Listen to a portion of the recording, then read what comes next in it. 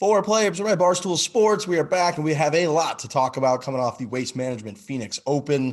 It was a hell of a tournament. About as excited for a Sunday final round, non-major, non-Tiger Woods event as I can really remember in years, maybe ever. So we got a lot to get to on that front. We have Ian Happ, who is an outfielder for the Chicago Cubs. We have him on for 55 minutes, almost a full hour. He's awesome, huge golfer. His late father was an agronomist for the United States Golf Association. So there's a lot of golf talk from him. He has a podcast as well. So he's very good at this. He likes to break things down and be candid and be honest. And like I said, he's a huge golfer. So that's coming up. We have Borelli and Bug are West Coast right now. We've got the rest of us all over the country. So there's a lot going on. You look, Frankie, you look like a better person outside of your dark, miserable kind of room, I think. Yeah, I am in a much better state of mind out here on the West Coast. It's Cali time, brah. The Isles are playing the Rangers at 4:00 out here. I said to someone at the airport, that's just not possible. I mean, like, how does anyone get anything done out here? Do they just not like sports? Like 4:00 on a Monday is unacceptable for the biggest game of the year. Well, biggest game. I don't know if there's many Islander Rangers fans hanging out. Like, you're not shutting down the state. Everything. It goes for everything, right? Like anything that starts at 7:00 Eastern, it's just too early out here. Yeah, I mean, you're right. It is ridiculous out here. And it's what you will learn, the massive benefit of it is when the games are over, it's not 1 a.m. Right. Like when games finish, you typically it's like you could even have a late dinner and then go to bed and you didn't ruin your whole day. So right. Yeah. On the NFL side, I think it's just like way better. You just the NFL's a lot better. Especially Yeah. Super Bowl. Like yesterday I got home at like 12:30 from where I was watching the Super Bowl, and that was just too late for the Super Bowl. Yeah, that's late. Okay. Dude, I mean, it's 15 degrees in New York City right now. On this podcast, we have a wide range of temperatures. I want to show the people on YouTube like what we're working with here at Torrey Pines. Go ahead and show them because you just kind of flex. Come on, bro. That's just the pond at Torrey Pines right there in front of that green. Like that's like Tigers right there. Right there is where Tiger Woods hit maybe the most clutch putt in the history of golf. It's fucking sick, man. I like Torrey Pines a lot. So, whoa, I'm out here. We're getting behind the greens, rolling, juking and jiving out here in California. Me and E-Bug. I don't even know what that means. I just feel good. I thought I wanted to say we were juking and jiving. E-Bug has the yips when it comes to driving with me. I do feel bad because I don't want to ever generate or give off the vibe that someone needs to have the yips around me. Like, because I am a nobody, right? Like when I'm with Dave Portnoy, I have the yips when it comes to driving. There's a famous inside Barstool story that I don't really actually know that it's that famous, but Dave had to get out of the car and park it for me at Michigan because I just couldn't parallel park the car. And that was one of the lowest, like that is as low as it gets for a human being and a man, quote unquote. I mean, I can't grow any facial hair, so I'm not a man, but Dave had to get out of the passenger seat, get into the car as I watched him parallel park. That's called the yips. E-Bug can't drive on the right side of the road, the correct side of the road with me in the car. He just gets in the other lanes. He doesn't know how to make left turns. He goes into the lane that's coming at him. And I'm just like, man, he just blew by stop signs. I'm like, are you all right now? He goes, I have the yips. I can't drive. Yeah. Look, I will say that driving a car when you have a passenger is already, even if everyone's on the same playing field, everyone's best friends, is already a judgmental situation where the passenger's uncomfortable, they're chirping, you look at them like they do the fake brake thing if you're going a little too fast towards a stopped car. So you're already nervy, and now you get like you and Bug, and he's already got a little yippy. So I feel bad for the guy, but it is, when you know someone's judging you, it can be tough sometimes to get through it driving. Well, what you find out when you're driving, because you do it so much, not so much anymore now I live in New York, but you do things while you're driving that you don't realize until there's someone else in the car and they're like, whoa. And you're like, what's going on? Why are you making those noises? And they start to critique it. And then you get nervous and then you get the yips because you start thinking about what they're thinking about. And then it all goes off the rails. Yeah. Lives are at stake when you're in the car. So that's where it starts to like, I'm looking at him being like, my life's in your hands. Let's just pay attention and drive on the correct side of the road. I will say there's probably no bigger like spastic warrior than you. So, yeah. I mean, there is a chance potentially in this situation where you're overstating what happened. No, I'm not. He's a bad driver.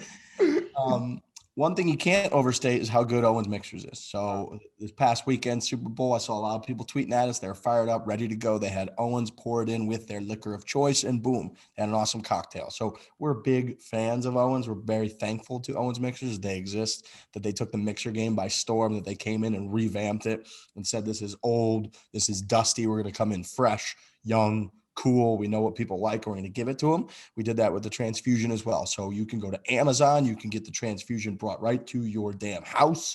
You can go to stores. They're at Kroger. They're all over the place is where we've got Owens. We're working on getting it as many golf courses as possible, working on getting it into as many stores as possible. So please go to owensmixers.com. If you'd like to roll up to a store of choice near your home, use the store locator, find it, purchase it, drink it, enjoy it. Amazon's another great way. Store.barstoolsports.com is another great way. You can get it delivered right to you. So big thanks to Owens. They've got the transfusion. They got the grapefruit and lime, which again, Paloma. I'm seeing a lot of people jumping on the Paloma train. You know what that's a sign of? That's a sign that people are indeed craving new drinks because everybody's drinking. It gets a little stale, right? You go up, you don't know, the waiter, waitress, bartender comes over to you. You just sat down. You're like, you know what? Do I want to order like the same thing I just always order? And it's the same thing at home. Do I want to just make the same drink of it? No. You want to get creative. You want to get clever. You want to be a good, classy cocktail. Owens makes that easy. So big thanks to Owens Mixers. A couple little housekeeping notes, and then we're going to get to Spieth and Koepka and everything went down.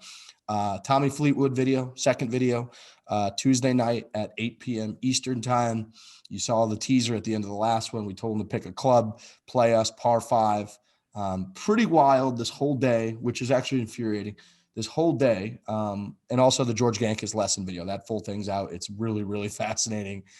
He goes through his whole, method. He's whipping my hips around. I said, I feel like I'm at a fucking chiropractor. That's out on YouTube right now as well. So go check out that lesson. But it was very infuriating that Frankie Borelli played lights out this whole day because typically like one good day of golf is one little video is fine. Well, we filmed like 12 fucking videos in the span of 10 hours and Frankie just was having an on day the whole time. So all these golfers that we play with, like, oh, those Borelli guys are like really, really good. And it's now we have 6 months of that. Like for the next 6 months, we're going to release a video where Frankie looks like a really good golfer. Halfway through that day, that hit me where I'm like, fuck, man, this isn't just a good day. This is a good half a season. This is a good half a year for me because these videos are going to come out once a week for 5-6 months, however long it's going to be. And we're just going to fucking see how I dismantled professional golfers on this one hole back to back to back to back to back. I didn't have one bad hole. I had one bad shot and it'll come up. And of course it came up in front of the biggest guy in the fucking universe, but I had one bad shot the entire day. So people aren't going to believe how good I played against some of these guys. Colin Morikawa wouldn't even look me in the face. So he was upset. I don't want to give too much away, but I mean, I played my best golf of my life that day. You did, and it showed, and it was frustrating, but also I was happy for you. As like, I mean, it was due for one. I mean, I haven't had a good round on camera in 4.5 years, so I mean, I was due. The golf gods gave me one. They threw me a bone there. So Tuesday night, 8 p.m. Eastern time, we'll be in the chat per usual on YouTube, and we're just gonna keep rolling with the video stuff. So keep checking that out, and that's coming.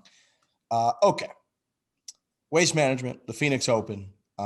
Awesome tournament, awesome leaderboard. The Brooks Koepka, of course, wins. He went from 3 missed cuts in a row to winning at the at Phoenix Open at TPC Scottsdale. He had the eagle on 17, preposterous chip where he had to hit kind of a mini bump and run that dribbled onto the green on 17 and went into the fucking hole. Place erupted. There were fans, which was really cool. So before we get into Spieth and all of that, Brooks Koepka, who again has been touted many times, he almost very much likes to enforce this image of like he's more of an athlete than a golfer. He's not necessarily that into golf. He just kind of, it's his job, but he likes to compete a little. He had, at one point he had 4 major wins and only like 2 PGA Tour wins. Well, now he has equaled that. He's got 4 regular tour wins, 4 majors, 8 wins total. His first win on tour was at TPC Scottsdale. I think that was 2015. Now he's come full circle and won there again. But look, he played great. He seemingly came back from the injuries. He hit awesome shots down the stretch while other guys were floundering. That's pretty much what it takes to win a golf tournament.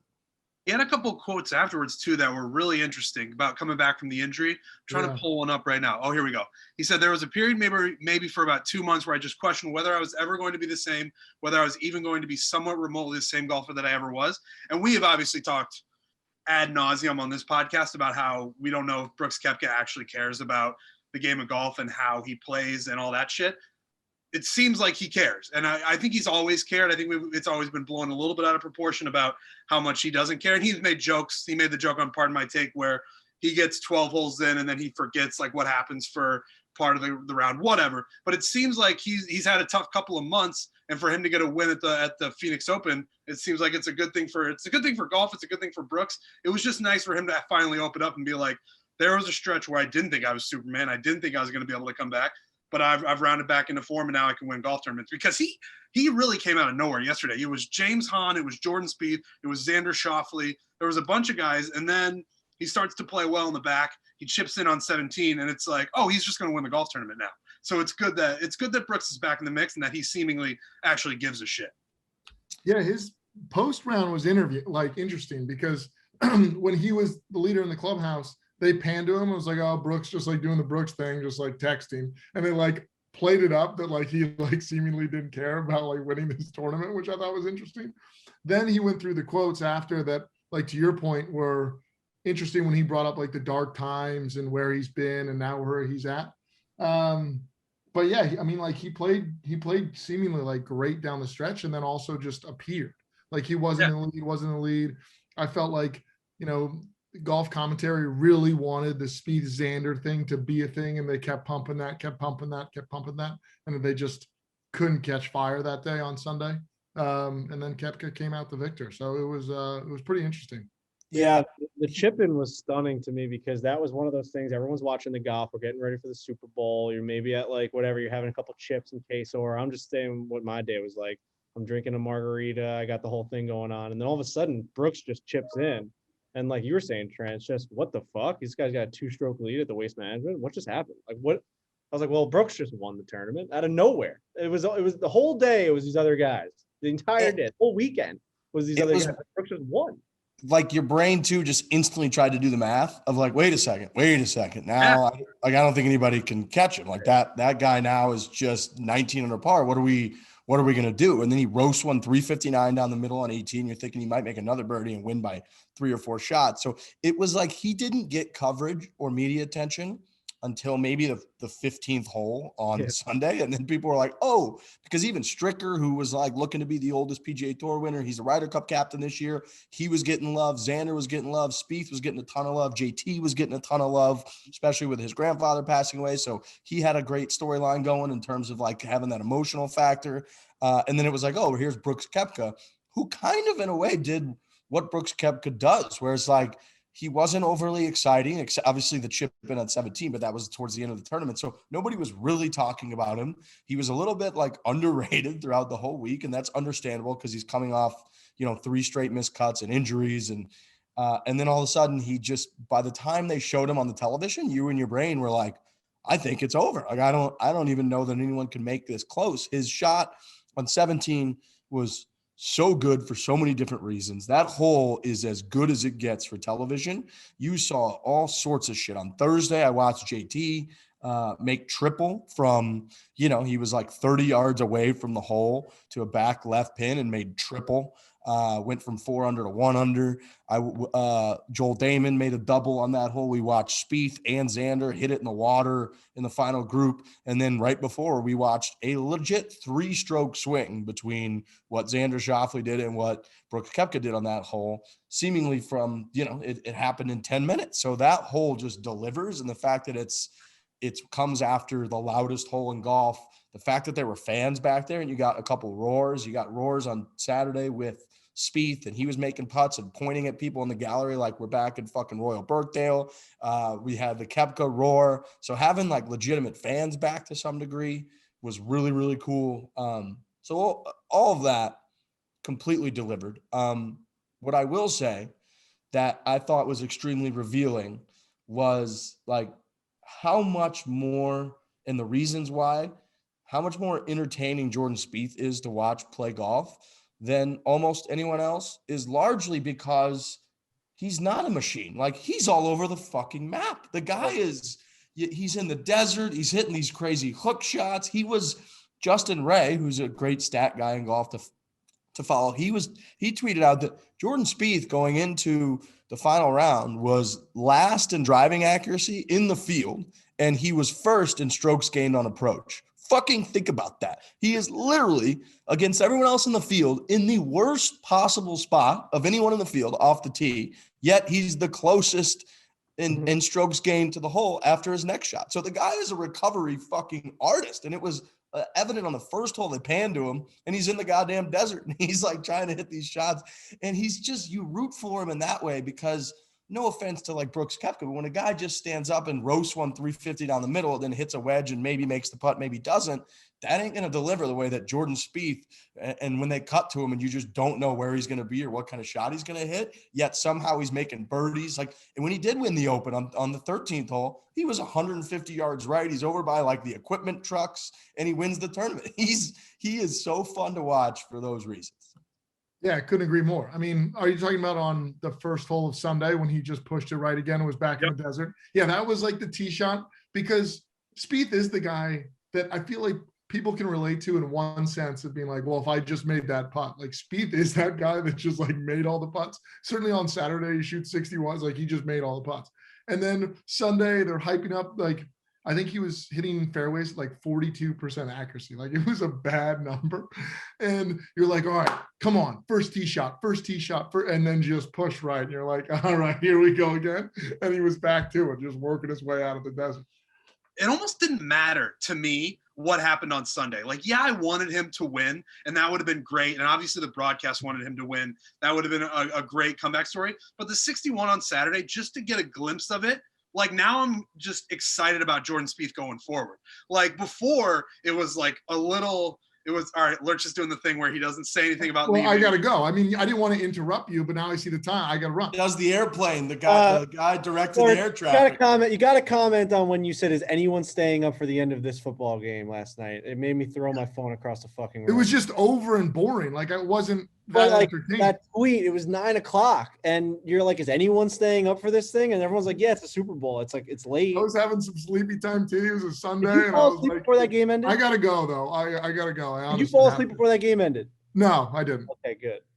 We'd have to kick I almost quote tweeted saying, like, I can't work with this guy. You know what's funny is that I think he's been better on Twitter, and I wanted to say that before he left, because I think he's been better recently. He's his brand. I wouldn't necessarily say that's better. He's making a brand for himself, and it's bad tweets. But leaning into that brand has made his tweets better, I think. Oh, I haven't turned that corner yet. Maybe it's just because, like, I'm just biased with it, but I mean, maybe people find it to be funny. I just find it to be unbelievably annoying. It's also, that tweet makes less sense when you add on to the fact that the Super Bowl, it always ends before you think it's going to end. Like, when it was over last night, it was 10:15, like, because it starts so early, and there's the halftime show. Everything takes a little bit longer, but they seem to bake in almost too much time, because you expect it to end at 11:30 midnight, but then it ends at 10:15, and you're like, what am I going to do for the next 2 hours? So him being like, is anybody staying up for this game when it was 9:15 was very Lurch. It was very Lurch. I agree. We got a lot more to get to here, obviously. You need to get into the Books game. Books, flowers, we've all gotten them. We've all had them in our apartments, in our homes. You got to get them. It's Valentine's Day. You got to celebrate with the Books company. They're hand-picked, sourced directly from the farm. Their flowers stay fresher, much longer. Frankie thinks that they're like in the Hunger Games when they manipulate all the different like plants and animals and stuff, where they're like super plants and super animals, that's what Books does with their flower. We've got super plants on our hands, and it's coming from Books. I've heard from a little birdie that I'm going to be ordering. I just heard from my own brain that I'm going to be ordering from Books this week, because we got a nice little day coming up this weekend where you give flowers to significant others, and that's something that I'm going to be doing. I'm going straight to Books for that. You can't take risks on Valentine's Day. You just can't. You have to go to the source that you know is going to deliver, and they're going to deliver over the top, and they're going to make it perfect, and that's Books. And this is brand new to me. Like, I I wouldn't throw this name onto our listeners if I hadn't already seen the product that they've sent and what we're working with Books. I don't know that anyone is going to have a problem if you order from Books. You are going to be a king if you give over those Books. And here's how you get them. You go to books.com/4, use the code Fore for 25% off. That is BOUQS.com/4. Use the code Fore. You get 25% off. That's a huge discount. You're welcome. Product's phenomenal.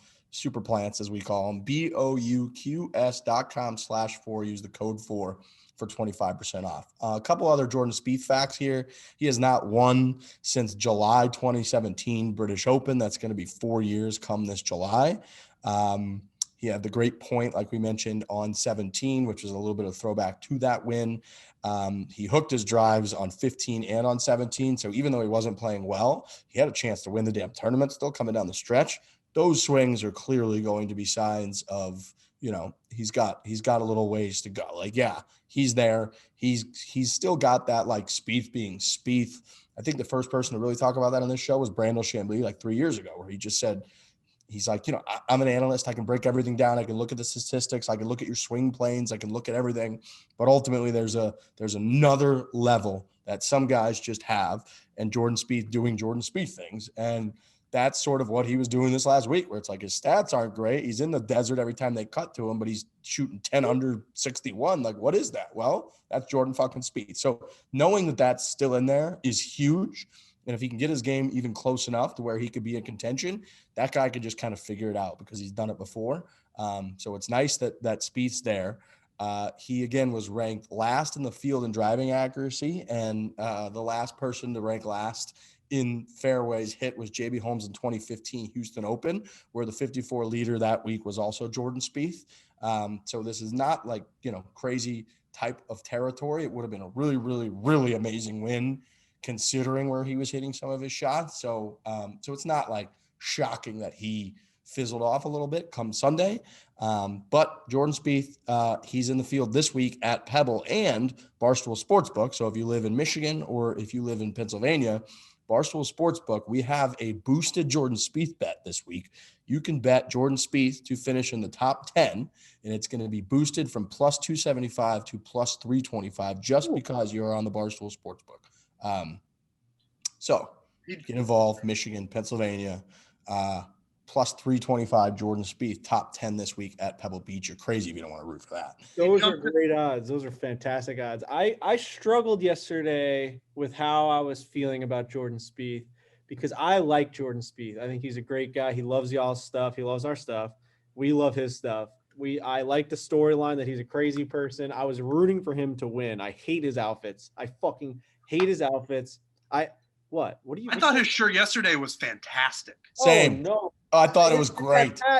You know what? The shirt was okay, I guess, but like the hat, it's just like the colors are just so off. The hat with the square and the circle, it's like, come on, man. Like, let's come up with some other fucking logo for this guy. He's one of the best athletes to watch. He's got all this charisma and craziness, and he has a fucking mental problem sometimes on the golf course. Let's get something cool for this guy instead of this fourth grade bullshit hat from Under Armour. Not the shit on Under Armour, but that's a fucking gross little outfit that they got him rocking. His shoes look bad, everything. He would look so good in something like, I don't know, Peter Millar or something. Like, he would just look really good in those clothing, and it just sucks that he's an Under Armour guy.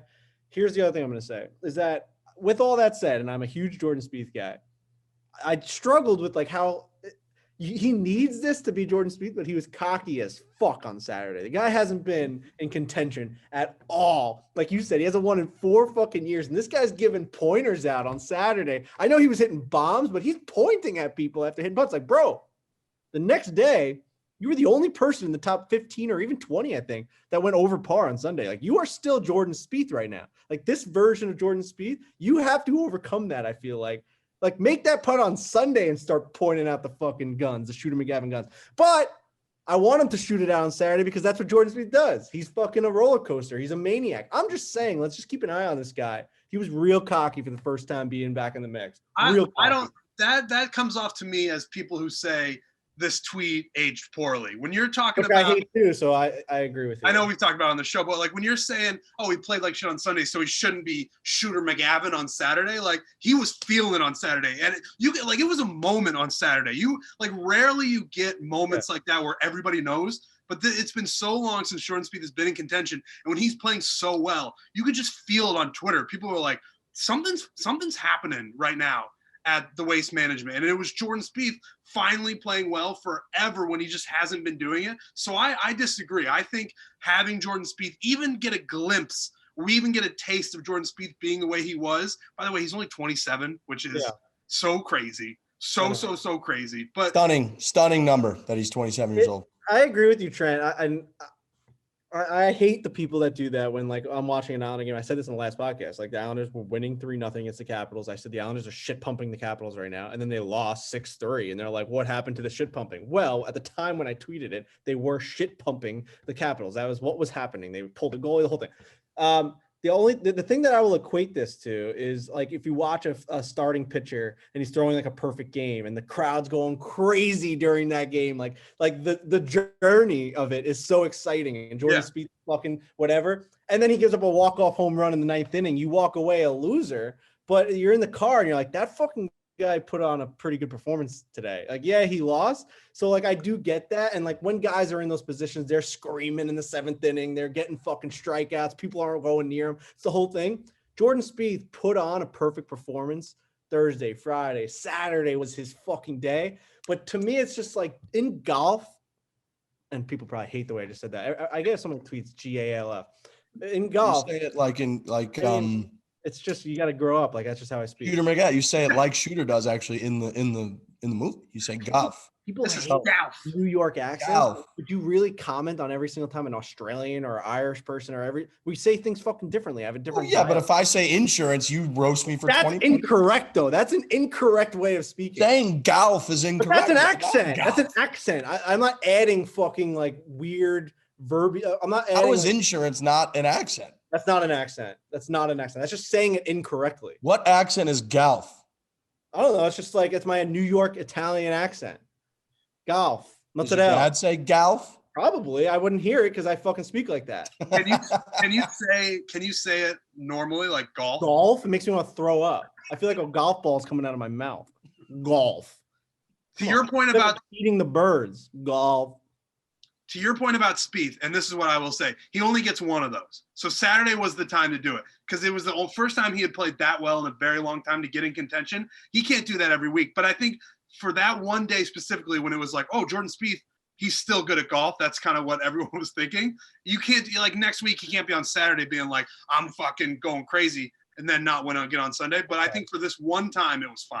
That's fair. If he starts throwing out Shooter McGavin at Pebble Beach because he goes 4 or 5 under on Thursday, I think we need to pump the brakes on Jordan Spieth throwing out the fucking finger points. I'm saying he's allowed to do it on Saturday, but I agree with you, Trent. I do think he has to wrangle it back. You got to win a fucking tournament. I underestimated how much I miss like Jordan Spieth doing, like, playing great golf. Yeah, he just brings it. Like, there's an electricity. People are texting. Your text groups are on fire. Twitter's on fire. Like, he just brings it. He gets people excited. And I got to side with Trent here because, like, if Tiger's first tournament back on Thursday, he makes a 20-footer for birdie and gives a fist bump. We're not like, oh, Tiger needs to rein it in. Like, we're going crazy. He's Tiger fucking Woods. Like, but what's the, like? There's a huge difference if you're gonna ask what the difference is. He's Tiger Woods. Because what do you mean how, Riggs? We said that we would pay $150 to watch Tiger Woods fucking fist pump at the grocery store. You don't think that there's any comparison between Jordan Spieth fucking pumping his fingers out on the 16th just said that if one guy throws his finger out, Tiger Woods, and if he doesn't win the tournament, he can't do that. But we would. My point is, we do anything for Tiger Woods. That's the worst comparison of all time. We would do anything for Tiger Woods. If he fist pumped from getting a baby out of a stroller, we'd be like, fucking right, this guy's gonna win next week. But if Jordan Spieth did that, we'd be like, this guy's a fucking idiot. I mean, but we're not being like that. Like, people were excited that he pointed. I know. I'm saying this group of people that over dramatize everything Tiger Woods does in the world. You cannot say that there's no difference between what Tiger Woods does on Thursday in tournament when we get pumped and what Jordan Spieth does on Saturday when we get pumped. There's no comparison. Well, I think that it's golfer that people get very excited about. Am I saying Jordan Spieth is Tiger Woods? No, but I'm saying there's a very clear comparison between somebody doing something that clearly is reminiscent of them being back, even though they're not actually back and they don't win the tournament.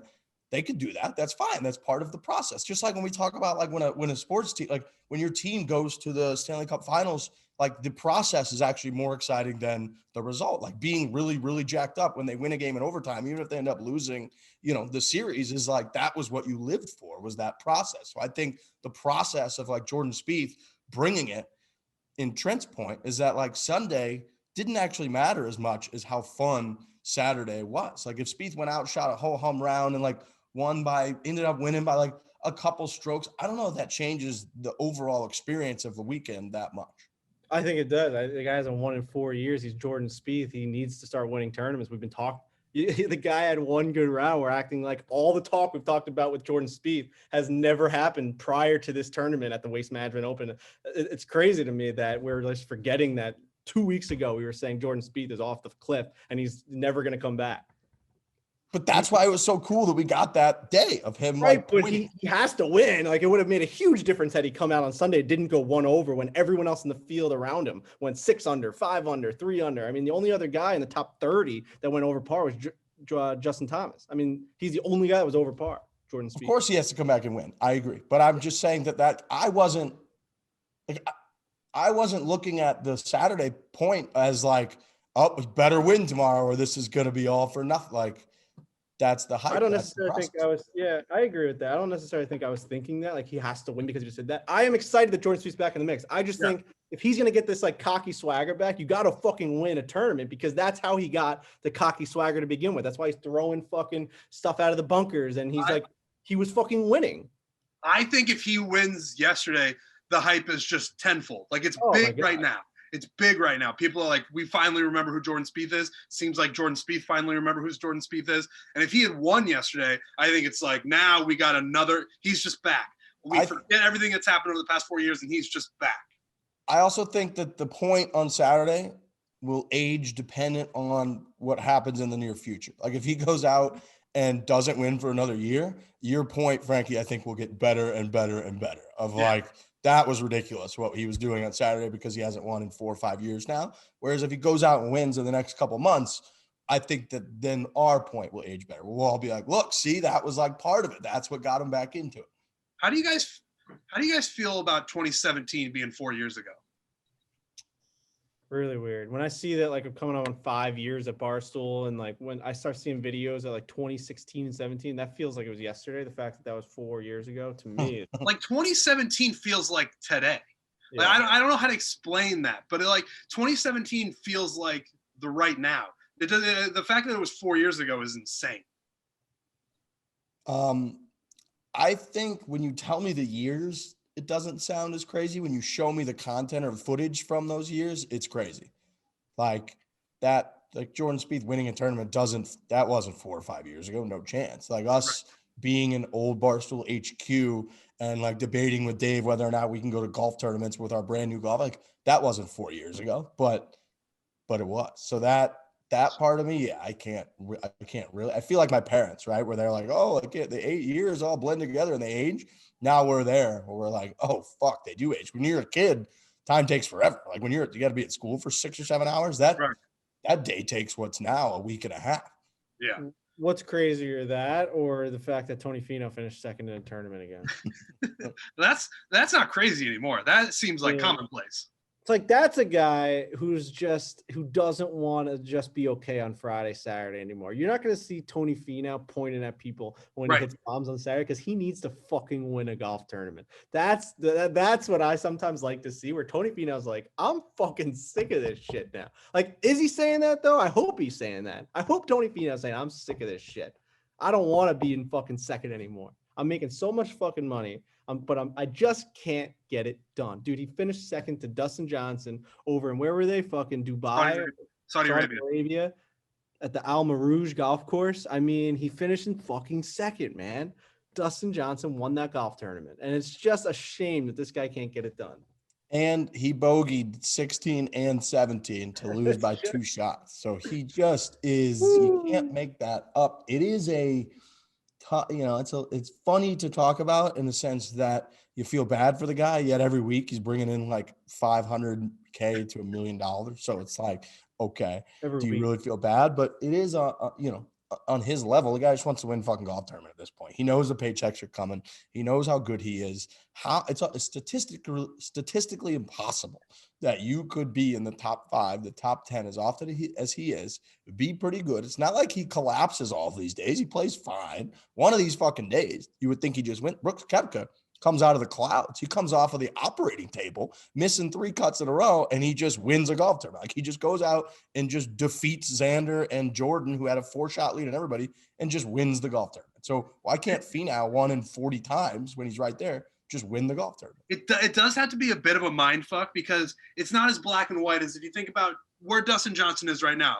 He's like, this is where I want to be. If I can just stay somehow in this lane, I'm going to win a bunch of golf tournaments. Or if you were Jordan Spieth, where you're like, I suck right now. I'm terrible. I can't make a cut. I can't compete in a golf tournament. I need to improve. But then if you're Tony Finau, you're successful, but you're just not successful enough. You're in second place every single week. So you're like, no, I'm doing well, but I'm not doing well enough. It's got to be a bit confusing to Tony, but it has to happen.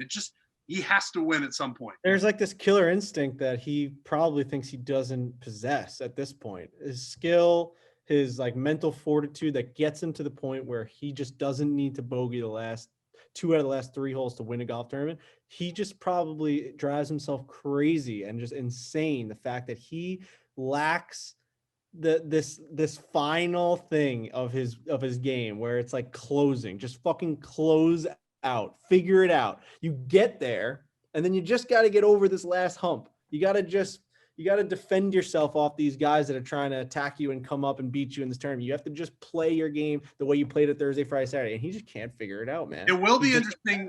It will be interesting if he ever finally gets the win, which that just has to happen. If he then wins, what?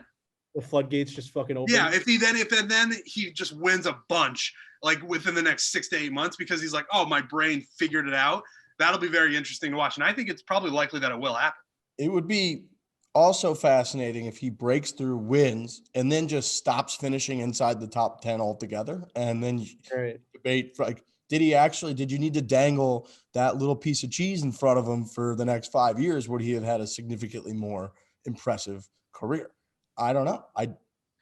We'll have to wait for him to win, which he's waiting on that too.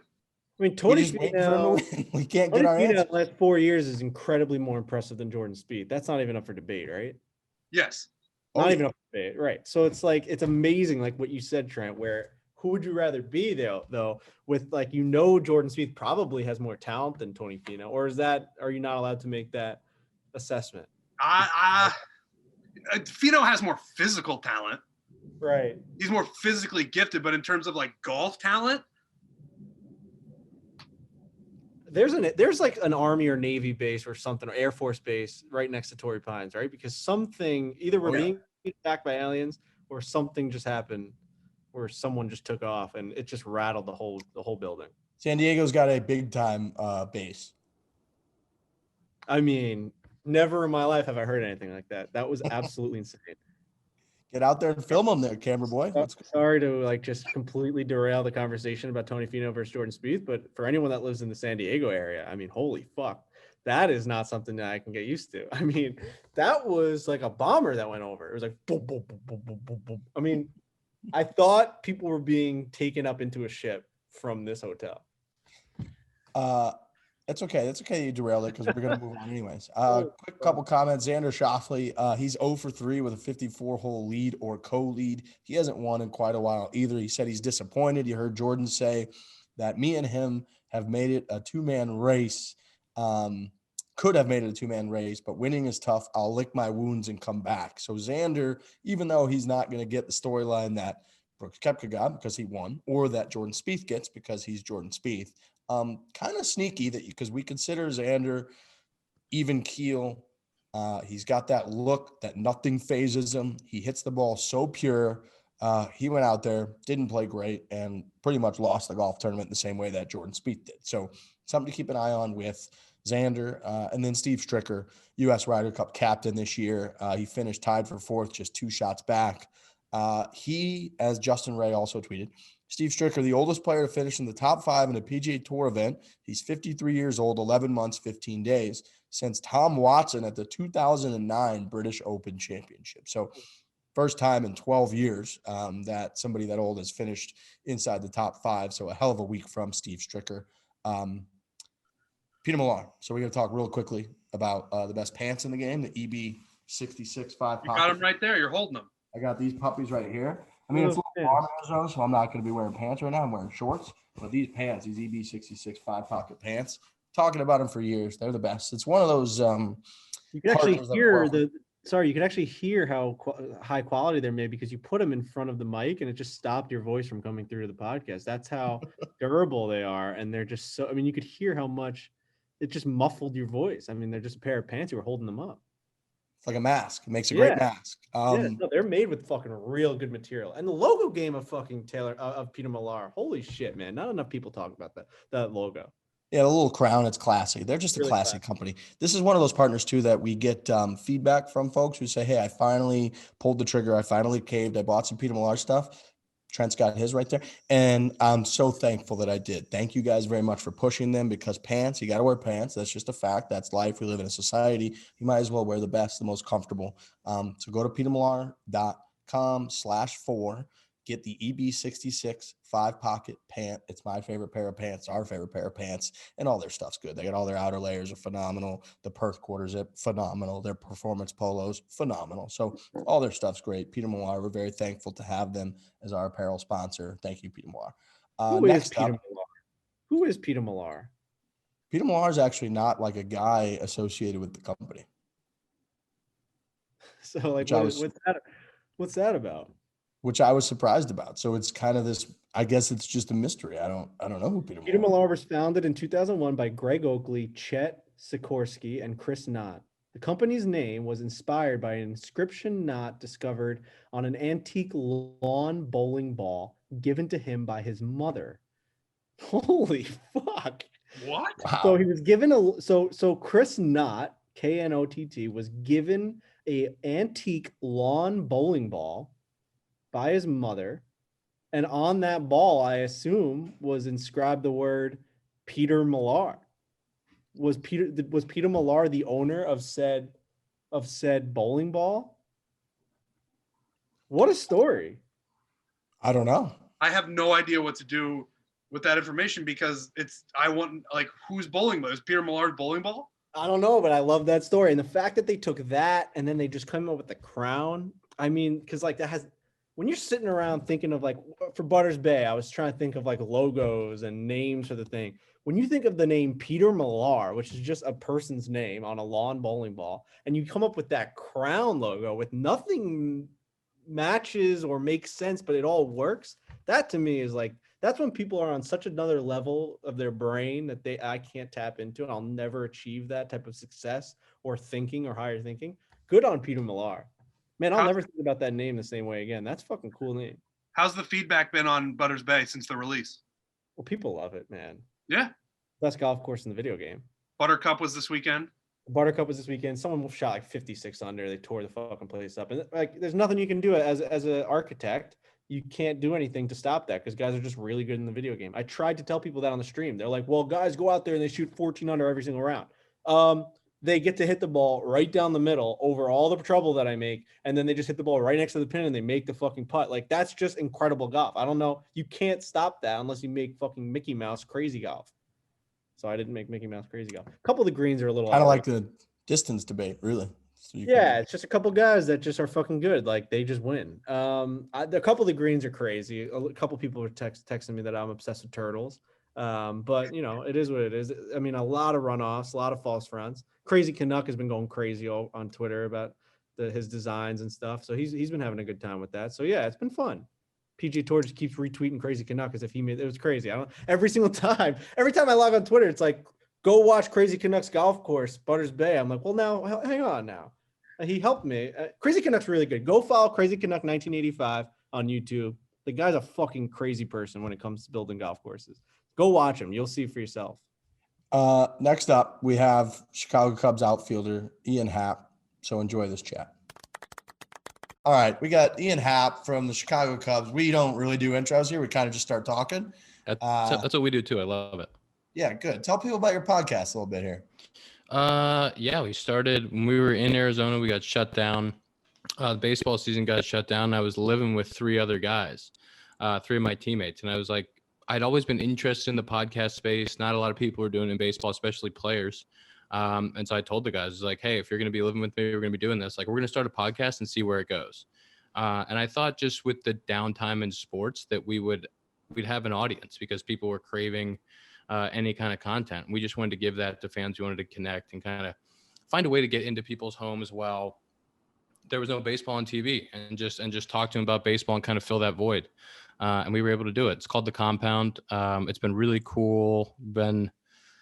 Since March. So it's been really cool just to see the fan base grow and then kind of give our teammates a voice too and kind of show their personalities away from just normal media where you kind of have to be a little bit more calculated on your answers. How are the Cubs during that whole process? I feel like that's like not an easy thing to be able to just like start a podcast with all the, they don't want you talking about certain things and whatever. Sports teams are weird with that. Yeah. So I basically had to go on my own, which was fine because it gave me more freedom. And I thought about doing it with the team and trying to convince them to do something, but it's difficult when they put their name on it and they have so many sponsors tied to them. So it really limits what you can do. And then they're selling your ads. And so that part of it was really difficult. So it's basically like, hey guys, I'm going to do this. We're not going to say anything because we don't, you represent as a player who's employed by the company, employed by the Cubs, you represent the Ricketts family, you represent the city of Chicago, and you represent, the franchise. So you have to be, I do all the editing myself. So I have to make sure that anything that we say, it makes sense. But it's been really nice just to be able to have that trust for teammates to say like, hey, I'm editing this. So whatever you say to us, like, I'm not going to make you look stupid. Like, I understand it. I get it. I want you to be as free as possible. And then trust me, when it goes out, you're not going to sound like an idiot. How often do you have to really edit stuff out? Well, if we have a good show, you should have to edit at least a few things every episode. Yeah. And especially when news is breaking or when things are happening, whether it's the off season or during the season, when me and my co-hosts, Dakota and Zach, when we're just going back and forth and BSing and doing, even with our teammates, when we're talking about stuff that's going on publicly, if it's a really good show and guys are comfortable enough, I should have to do a bunch of editing. I like that. It's the best scenario ever. You having total control. I actually like the fact that you're on your own with it. You just, like you said, you have the freedom, and I'm actually really looking forward to listening to a couple episodes of that because it sounds really enticing to me. Like, I think that's a good idea to just like get an inside look into a locker room, a clubhouse, especially when, the world we're living in, we're not really getting like the access or the interviews that you used to be getting. Everything's very Zoom oriented. All the questions I'm a huge hockey fan, and like, you can't get any answers out of any coaches anymore. Like, after a game, it's just like they're talking to a computer and they're like, we'll talk to you tomorrow. Like, we'll see you later. Like, if the Islanders started a podcast, I'd be listening to every single second about it tomorrow. Cause we've missed that like connection. Like, there's no more like coaches blow ups at like media days or whatever. You know what I mean? It's just so fucking virtual now. It's just a joke. So getting that look is huge. There's so many clickbait headlines. There's so many things guys don't want to they don't want to have a headline that it reads that everybody, it's negative, because the negative headlines play. As soon as something gets out there negative, everybody's going to at least take a look at it.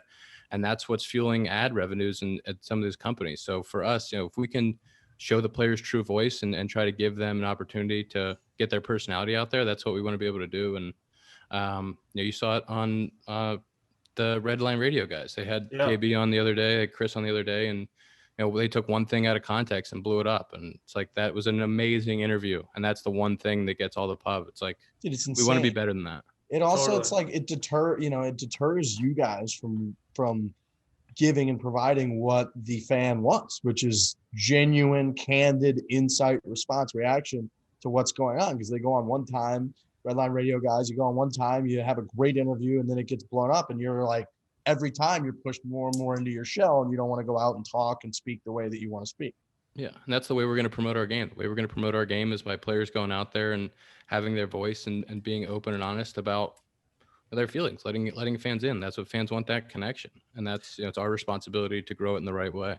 How big of a fan of baseball were, like, I always wonder that. I'm such a big sports fan, and I wonder if that's because I never had a chance of actually playing in the professional sports world. I always wondered, like, are you just like, were you the biggest baseball fan? Now you're just on the other side of the TV and you're like, holy shit.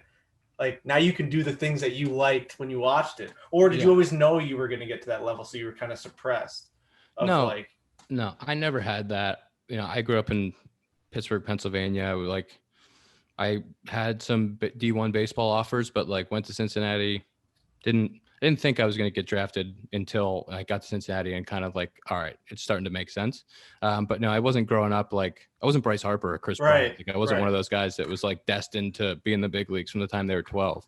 But I was a huge baseball fan as a kid. I was a huge golf fan and a huge baseball fan. It wasn't like a massive sports fan, and I didn't play a bunch of other sports. Like, I loved baseball and I loved golf, and I was like a locked in baseball fan as a kid. Like, I had, one of the things I always say is, like, when I came up to the big leagues, John Lackey, Jon Lester, Anthony Rizzo, like, those guys were on my team with me, and like I was playing with my baseball cards. Like, I remember in 2017, like, I fielded a ground ball from Ichiro and threw him out, and I was like, I remember in 2001 like getting this guy's rookie card, and now I'm playing against him. It's like, what's happening?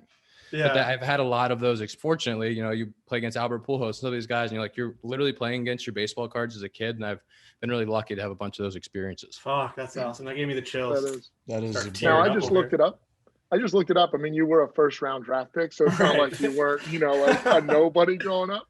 Yeah. So at what point did you think like, oh, I'm pretty good? Because that had to be before college. Like, if I was a first rounder in whatever sport I played, fall ass backwards. You're getting base hits in high school. There's no doubt about it. You're getting base hits. No, it's interesting because baseball, it can happen late. Like, for me, I didn't get drafted out of high school. Especially, we played 20 games in high school. Our high school season was 20 games. It's like you have kids in Florida and California playing, like, they don't stop playing. Right. So it was always kind of one step at a time. Like, when I was a freshman, I just wanted to make the varsity team, and I made the varsity team. And then it was like going through high school I just want to play in college. I want to be a D1 athlete. And I wanted to go to a bigger ACC, SEC school. I didn't get a chance. I got really lucky that Cincinnati was the right fit for me. I played right away. And then my freshman summer, I got a chance to go to Cape Cod and play in the Cape Cod League. And I went up on a temp deal, which is basically like a 2-week contract. And then they're like, thanks for coming. All the guys from the College World Series are coming, so you can go home now.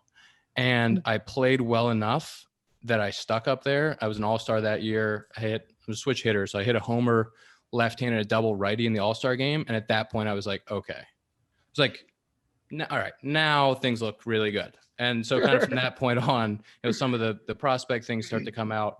And then I just kind of had to keep doing what I was doing. And I was a first rounder. But it wasn't until then that I was like, all right, yes. Yeah, I'd love to have that feeling. Stumbled into that first round. Boy, am I good at this. That would be rolling around. I'm pretty good. What was your batting average in high school? I think my senior year I hit 500. No. Yeah, I mean, what are we talking about here? That Cape Cod League. What's that movie? What's that movie on that Cape Cod League? Summer Catch. What Jessica fucking Biel. movie? Oh, awesome movie. Trent, you're looking like you've never seen Summer Catch. No, is that Jessica Biel? Yes. Yes. Oh, I love that movie.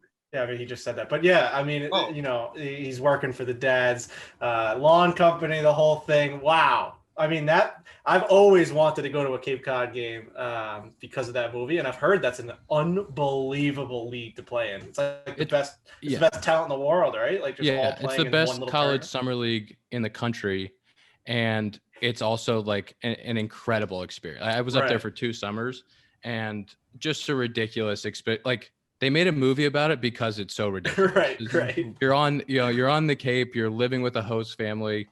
And then you just play baseball every day. Like, my second year up there, I lived with this amazing host family. I was in Harwich, so right next to Chatham where the movie was filmed. And I had this incredible host family, and they're kind of like the go-to host family. They lived on a farm on the Cape.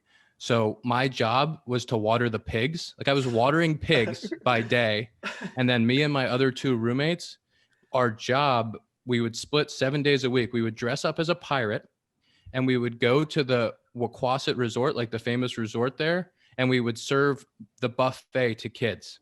Made $20 an hour, 2 or 3 days a week, dressing up as a pirate. Like that was my summer catch job. And then I would play baseball in the afternoons. It was like the craziest. And then I watered the pigs. Like that was my summer. And it's just like mind blowing to think about. We had cows, we had horses. The dude scooping mac and cheese in a pirate outfit was throwing out Ichiro 3 years later. And fucking them up there. That's exactly right. That's such a joke. Yeah, it just absolutely made no sense. That's amazing. Holy shit. Did you get to play any golf there when you were in the league? Yeah, there was this awesome course. It's called Cranberry Valley, I believe. It was this awesome course right next to the field. They had a like this amazing deal. It's like $75 for the whole summer if you were a player. Ooh. And so we would just, every off day we had, go play there. It was a great little setup, great fun track to walk. Do you consider one of our very good buddies, Jared Carabas, do you consider him like a podcast rival? No. I don't consider anybody in the baseball space a podcast rival because I think it's all growing the game. I don't know that we're necessarily competing for views because, you know, ours is more Cub focused, I guess. But at the same time, like we're trying to grow our base. And if we would love to collaborate with them or with the John Boy guys, like we want people talking about baseball as a player, as somebody that like really wants to promote the game and wants to stop losing fans and stop losing butts in the seats. Like I want to grow the game as much as possible and leave the game better than I found it. Like that's my goal. So anybody who's talking about baseball or promoting it, like I'm all in. That's a good diplomatic answer. Thank you. It's good stuff. Helix Sleep has a quiz that takes just 2 minutes to complete, matches your body type and sleep performance to the perfect mattress for you. This is what we use. This is what we're getting all of our good sleep with. Yep. Trent's a big sleeper. Trent, you just peg everybody as a giant sleeper. Well, I am. I'm a good sleeper. Emphasis on the words big and giant there, but go ahead, Trent. I pride myself on being able to sleep. I think it's my superpower. I can sleep anytime, anywhere, whenever. But a big part of that is the mattress. And if you don't have a good mattress, you are not going to get any sort of sleep. And so the mattress, I'd say it's like 70% mattress, 30% my superpower. So if you take away a good mattress, you're just not going to sleep that well. So the Helix gives you this like quiz and essentially asks you everything that you really never thought about when it comes to your sleep, like your height, your weight, what side do you like to sleep on? Do you like to sleep on the left? Do you like to sleep on the right? Do you like a firm like part by your feet? Do you like a firm part by your head? Do you like it firm in general, or do you like it really soft? Like how many pillows do you use? They ask you all these questions. You go down the list, and then it just gives you which version of the Helix that they think would work for your body and like your body type. Do you sleep with another person? Like the whole thing, and everything is structured for your type of sleep. Now you pair that with like Whoop and all these other things that we like with sleeping. I mean, your sleeping conditions are premium if you go through this fucking system. I mean, I got mine. It's perfect. It's a perfect fucking mattress. It came in a box that's like super easy to bring into like, they dropped it off. We brought it into the garage. We ripped it right out of the box, and then it just it uncorks itself. You leave it for like an hour or wherever long it says to do it, and then you're just good. It's crazy the way they ship. You go to helixsleep.com/4, take their 2-minute sleep quiz. They'll match you to a customized mattress that will give you the best sleep of your life. Like Frankie just said, they have a 10-year warranty. You get to try it out for 100 nights risk-free, and Helix is offering up to $200 of all mattress orders and 2 free pillows for our listeners at helixsleep.com/4. That's helixsleep.com/4 for up to $200 off and 2 free pillows. Go to helixsleep.com/4. You mentioned golf multiple times. This is a golf podcast, even though right now we're a baseball podcast. Joel Damon, the rumor has it you were in that, you were in his crew playing with him and when he shot his 58, and that you played pretty well that day, but still got your ass kicked. I played really well and shot 3 under. And he beat me by 11 shots. Like I shot 69 and he beat me by 11. Jeez. Wait, what? Wow. I was in the middle of my round getting a little nervous. Like I was on 15. I was like, I'm playing pretty good today, boys. Like I'm a little nervous. And then I look up and I'm like, wait, Joel's 15 on, like he was 12 under at one point. I'm like, what's happening? He made everything. And every time he stood over a putt, it didn't matter how long it was, he was making it. It was fun to watch. I mean, we played with him. We just did a scramble against him, and he's the kind of guy, and I love Joel, but like his brain is just like, I don't care about this that's going on, whatever. I somehow get paid to play golf on the weekends, and that's about it. I can't imagine watching him was he dialed in? Like, was he locked in like, because at some point you go for 59, 58. Like it's like he realized it. Everyone realized it. He didn't know. He made his putt on 18. I think he made an eagle on 18. He made his eagle putt on 18. And he was like, everyone was like, oh, that's amazing. Holy shit. And he was like, did I shoot 60? And we're like, God. No, you shot 58. He's like, what? And he like threw his putter in the air. And I'm like, you didn't even know? What are you, I was knee knocking to 2-putt for 69. And you're over here being fine, shooting 58, having no idea. It's like, holy shit.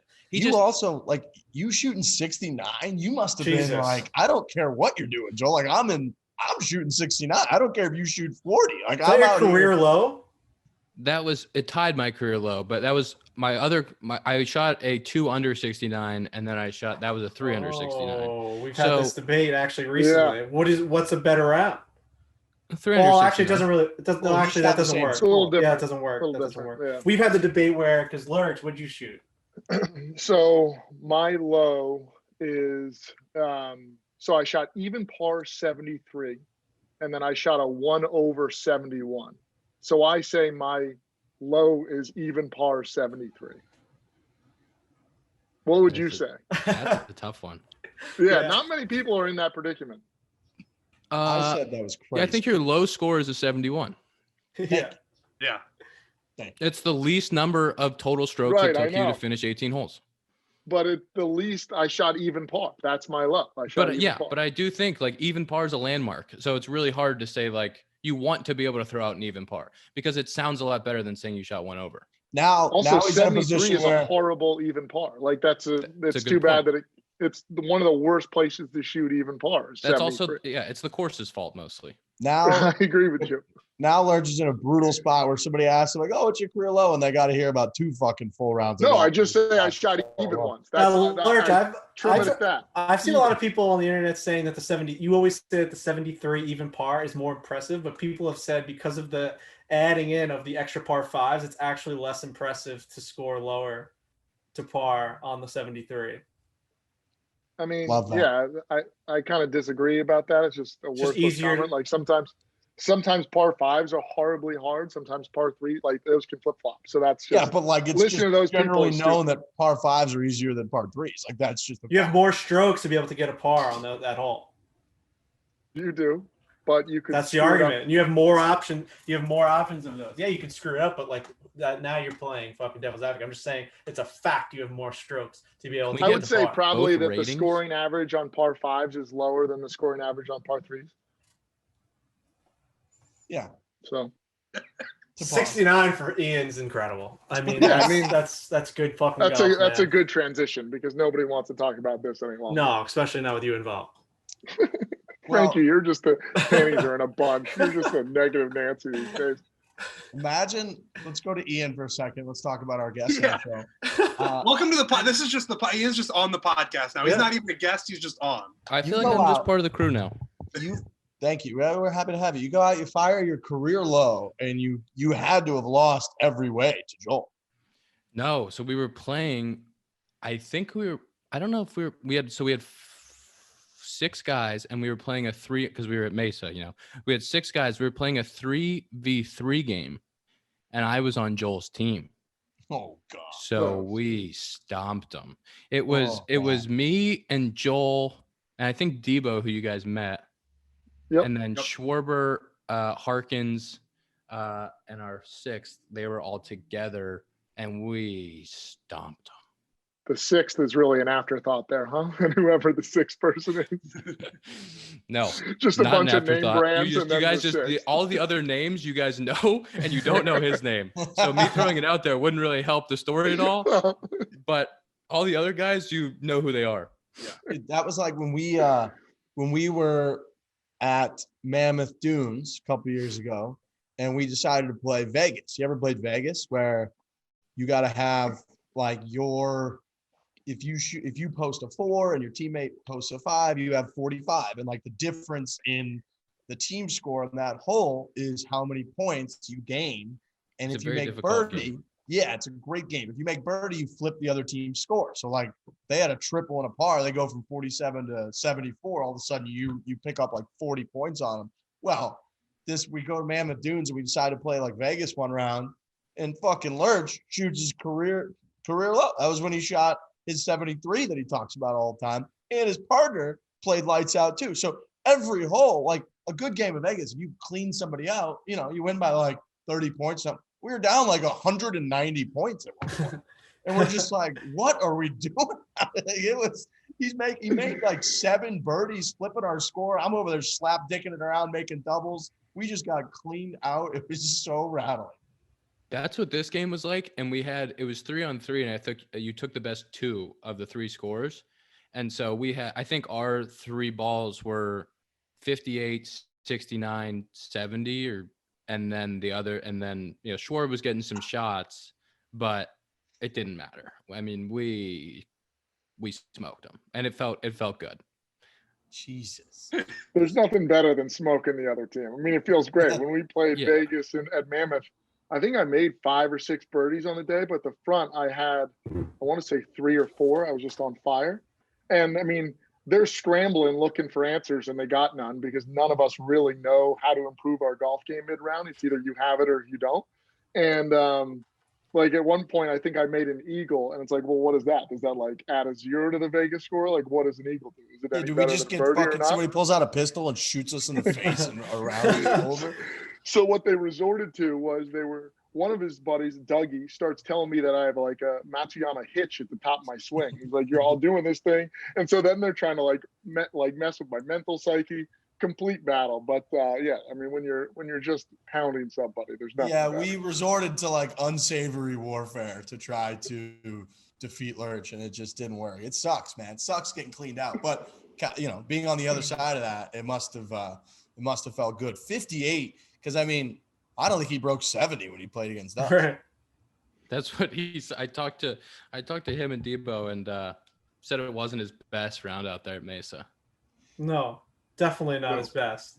But obviously a good player. I mean, it's fun to see that Fore and stuff, like trying to actually win real money, because he was that like kind of just not that great when he played against us. He doesn't miss fair. I don't know if he missed them with you guys, but like the guy just doesn't miss fairways, and he's so confident when he talks about his game. Like he was like, I will not miss a fairway. He's like, I just am so good. It's like, oh my God. It's like, I mean, it's gotta mean something coming from you, because we've heard just so many good things, obviously shooting 69 twice, but like Chris Bryant was even talking right on his latest interview that like you're like essentially a pro golfer. Like you try and play as much as you possibly can. I mean, I think he used the term like pro golfer with you. That's a very high compliment. I do try to play as much as I can. I spend my off seasons in Austin, Texas. Literally, Austin's awesome and I love it, but also so I can be outside and play golf. Like I love playing golf. I grew up around it. My dad was an agronomist for the USGA. Wow. So I grew up around the game. He was a great player. He was a scratch golfer. And so it's just something that I've been doing since I was a little kid. I played in high school. I played on the golf team. So golf was a fall sport in PA. So I could play golf in the fall and baseball in the spring. But I was never that good. I've played a lot. I've been around the game for a long time. My game got a lot better after I got to the big leagues, actually, and had that time in the off season to work on it. And so now my game's pretty tight. I think I'm a 0.7 right now on the old handicap, which we'd love to see. So there was never I'm a 0.7. People are like, this guy's a pro golfer. Actually, the pro golfers are like +6s. So like, I'm not that good. Yeah. So there was never a moment where it's like baseball. If I take this path, I'm going to be a professional baseball player. If I take this path, I'm going to be a pro golfer. No, like I feel like if I dedicated a lot of time to golf, like hopefully when I retire, I'll be able to have a lot of time to play golf. I feel like I could get myself to a +2 or +3. Like I feel like if I really grinded on the things that like my short game and like actually hitting the ball in the fairway more often, like that, like if I really grinded on my game and got it consistent and played enough, like, yeah, I think I could get to a +2 or +3 and like be very competitive. But no, I'm nowhere near as good as those guys. I got to a +1. That's my best. People were That's my like, best handicap. this guy's a pro golfer. Like, actually, no, I played against a pro golfer and I shot my career low and I lost by double digits. So Yeah, no, I'm not. Actually, that's the difference. That guy gets paid to do it, and he beats me by 11. Right. 58 is such a fuck you number. That's a video game. That's like a pretty good round on Tiger Woods 2004. Like that's 58. That's using Tiger Vision for every putt. Like every single putt you Tiger Visioned it in, and it told you exactly where to hit it. That's what it was like watching. We played 2K, and we've never broken 60 ever, and with the easiest settings possible. My 2K game is pretty tight. Seriously. Yeah. We're all right. We're gonna have to play with you. We have this whole society thing. We've got like 130,000 people in our society. We built this thing up like you wouldn't believe. We should have you on one of these streams one of these days. Do you have anybody? Do you play like Frankie and I play a lot of alternate shot? Yeah, we do alternate shots. You got a second guy that you want to play against me and Frankie? We're down. I bet you Dakota would do it. One of my podcast. You want Xbox or PlayStation? PlayStation. Okay, so I could play them, but I'd have to find another partner, maybe Jeff D'Lo or something. Yeah, Trent, you're out of here. You're out of there. I'm an Xbox. I don't know. I don't know if I'm doing all the settings right. I'm not like a huge gamer, but my game is like I try to put it on the hardest settings, and I still like my game is really good. Dude, I don't want to like hype myself up, but it's a good game though, right? You know what? Everybody grew up with a guy like you who's just good at everything. You're just good at everything you do. It's a good game though, right? Like it actually makes you play real golf. Like if you're in a bad spot, you punch it out. Like you're in high rough, you can't make it to the green. You're in a bad lie, it's gonna push it right. It's like it's really crazy how the engineering of that game has been built. Yeah, and it's awesome that you like you said, like you have to play the game. You have to make the ball go high or low. Like the wind is a huge problem. Like, yes. and you hit a lot of bad shots during a round. Yeah, no, I know. It's amazing. My bad short game has actually evolved into this virtual reality because I'm just like sculling them now. It's crazy. You can get the yips in the video game. It's nuts. You can't let that happen. No. You guys spent a lot of time in Pinehurst, didn't you, over the pandemic? Well, one of our guys did. He spent 99 days and then cried when he left. Sure. It's not funny. I mean, everyone laughs when I say that. It's just a fact. Just the way you talk. I mean, it's just the way you said it. You got to get more positive. You got to get some sunshine on you or something here in the next couple days. I know. Yeah, Rick spent like 3 months there, a little over 3 months there. Pinehurst is golf mecca. Couldn't agree more. I mean, look, we've talked about it a lot on the show. These guys have been there a handful of times. It's the best. And so we had the Barstool Classic Championship, which is our big tournament that we do there. We had the championship there in November. And really, like, I've obviously been there a lot, so I get how great it is, and there's reasons that I like it. But there's nowhere else on earth, golf-wise, where everything just, like, comes together like it does at Pinehurst, where you have the Cradle, the Pinehurst number 2, Pinehurst number 4, the Thistledew. Like, there's no main campus. Either you go to a band or you go to a Cabot. Like, you take little shuttles here and there. But, like, everything comes together at Pinehurst, and you could just wander around that area in front of the clubhouse for a week straight and have the best time ever if you're a golfer. So yeah, we like Pinehurst on this show. Like it's Disney World. Everything clicks. Everything's a schedule. It's crazy. It really is Disney World for golf, and that's the only way I can ever explain it. Have you been there yet? Yeah. So one of my uncles has a condo there on property. So I went. It's like 8 years ago now when I was in college, and we played I think 8. We played Carolina Country Club, and then we played 2. And then I went back last off season with my brother and 2 of my best buddies, and the Cradle was like everything was done right. It was completely different. Number 2 was redesigned when I played the first time as well, but it was like going back as a adult, like better golfer and with buddies and getting to experience it with the Cradle and the putting course, everything. I was like, this place is amazing. We wanted to make an annual trip every year, and then 2020 ruined it. But like that place is awesome. And Donald Ross is a dickhead because that number 2 is so hard. Like it's so hard. With the whole day was like, thought I was hitting good shots and just beat my ass. Dude, there's no worse feeling than what you get on number 2, because you don't get it on many golf courses, than watching your ball in an approach shot land on the green, bounce, has some spin on it. It's a good shot, and it just won't stop rolling. And the caddies are yelling at it, and you're yelling at it, and everybody knows we can yell at this ball as much as we want, but that thing ain't stopping. And when it finishes, it's going to be in a terrible place, even though you hit a pretty good shot. And that's just Pinehurst number 2. Like, it'll beat you in the face. And yet they've got Fore, which is much more playable. They got a bunch of courses. They got the cradle. So, like, yeah, it's just got a little bit of everything. But you touched on a little bit of something, like when you can play good golf. Like, there's just nothing better than playing really cool golf courses and playing good golf. Like, it's just like, relative to your level, whatever your level is, playing like well for you at a course or a trip like that is the coolest experience a human being can have. Yeah. And the best is when you go to Pinehurst and you're playing number 2 and the caddy's like, yeah, you see the flag, don't hit it there. You're going to want to hit it 25 feet to the right, and you have a circle that's about 3 yards, and you can hit it there. And if you don't hit it there, it's not going to be great. You're like, perfect. My game is good enough for that. Thank you. Right. Yeah, that's not a problem. I was like more deflated playing that course the second time because I knew how difficult it was on the first tee. Like, the first time I played, I was okay, kind of just hit it at, targets or whatever. But I got so deflated towards the end of the round that the next time we went around, like a week later or whatever the case is, I was just like, I don't even want to do this on the first tee. Like, this is just going to be humiliating for the next 4 hours. Like, I'm not going to enjoy this. And so, yeah, he's a jerk, and he's really made a hell of a golf course. I mean, if there's a championship golf course, it's that one. It's just impossible. And if you don't hit it in spots, you just might as well not play. I mean, 69 is not happening at number 2. It's a course where I heard the term jail used by my caddy more like just being like, oh, it's jail over there. Like, as they're picking up my bag, like under their breath, just be like, you're done. You're not getting out. Like, you're not getting it up. You're not getting it down. You're staying there. Like, my God, what'd you just fucking say? Like, yeah, it's just fucking jail over there. Like, just as he walks over. So there, and there's really not much to it. Like, it's kind of just like a simple golf course. But there are spots where it literally is jail. You are locked away forever because it's just going to come right back at your feet if you don't hit the perfect shot. It's a nightmare of a golf course. That Donald Ross, we stayed in Donald Ross's little cabin. We saw all his little cute drawings and what he was going to do to ruin the world. So yeah, that was fun. Most of his designs the greens are like that, like they're just rude. But I used a lot of putters around the green there. There was not a lot of wedges out of my hand. I don't hit it high and soft very well.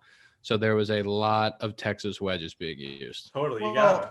He has an obsession with turtles, weird obsession with turtles. I think a lot of turtles were around him as he was designing the greens.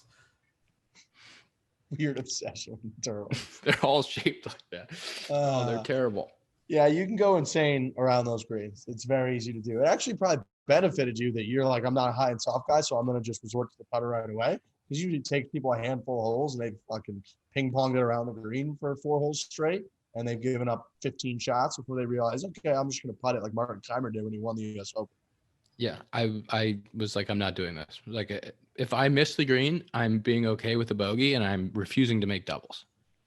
Let me ask you this: you're a professional hitter of baseballs, and then you go out and you play golf. There's no, and I ask this every time we have a baseball player on. There's no like mental block to hitting a golf ball and then being able to go out there and hit a baseball. Like the difference in playing, the difference in loading, weight shifts, the whole deal.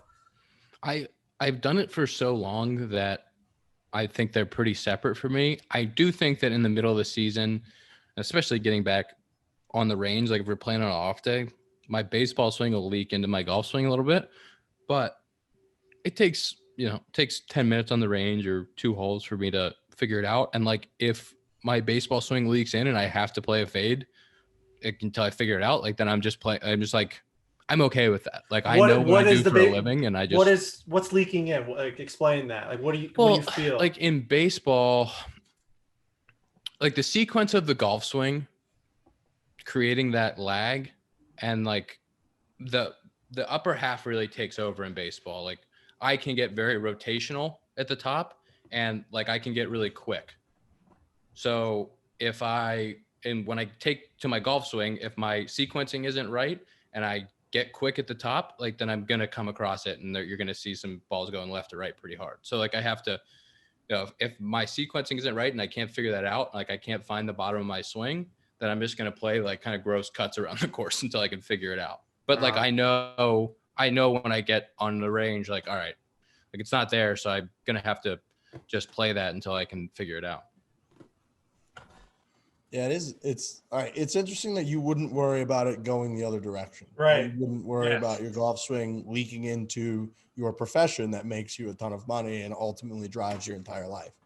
It's a good point. I think we do that so often. Like just so many reps and you're practicing every day that like the guys that think one day of golf is going to ruin their baseball swing, I'm like, how does that make any sense? Like you're telling me that you hit baseballs 300 days out of the year and you've done it for the last 25 years, but this one day you go play golf, like, oh, maybe you're going to lose your baseball swing for the rest of your life.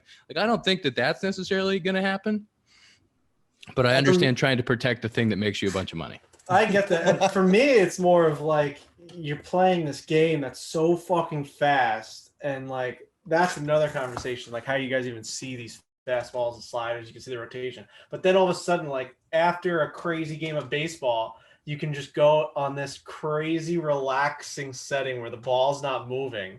Like that juxtaposition to me is nuts that you're able to kind of like excel at both of those. Like I would think that one would be just not like you almost need this like adrenaline fast 100 miles an hour fucking revved up like crazy sport to be able to hit a golf ball that's just sitting there.